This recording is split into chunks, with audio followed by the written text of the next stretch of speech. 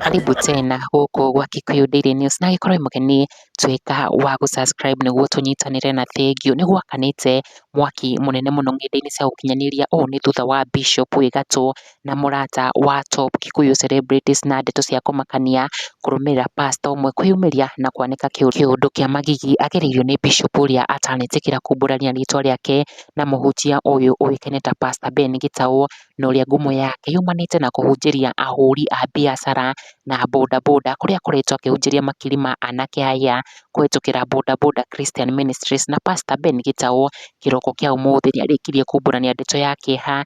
ndeto ya tiga andũ na matũkũya, akiuga ũmũthĩ nĩguo gũbangĩte kwĩruta muoyo thutha wake gũkorwo akĩgera ihinda iritũ makĩria thutha wa kũgerwo ngero nĩ mũhunjia mwenzake, harĩa augĩte he Bishop wamũthũkangirie ciĩga ciake thutha wa gũkoma nake and he was sodomized by a bishop, harĩa augĩte agereire maruo maingĩ mũno nginya handũ akinyĩte arekwo canjarĩ ya njĩra yake ya kĩoro kĩnene, harĩa akoretwo akiumwo nĩ thakame rĩrĩa agũthiĩ bata mũnene na gũbatara mbeca nyingĩ mũno cia kuona ndagĩtarĩ. Na thĩinĩ wa video yake ĩrĩa yatinda ĩkĩnyagio ng'enda-inĩ, Pastor Ben augĩte Bishop ũcio amwĩrire nĩ akenetio mũno nĩ ministry yake na no ende kũmũteithĩrĩria, harĩa thutha wao gũcemania nĩho Pastor Ben aumbũrĩte hatirĩ ũndũ angĩhota gũtarĩria ũrĩa gwathire na mbere ngari-inĩ ya Bishop, amu acokire gwĩkora agĩbatara ũteithio wa ũrigiti thibitarĩ-inĩ wa Mama Lucy thutha wa gwĩkora akometwo nake kwa hamwe na gũthũkangio njĩra yake ya kĩoro kĩnene.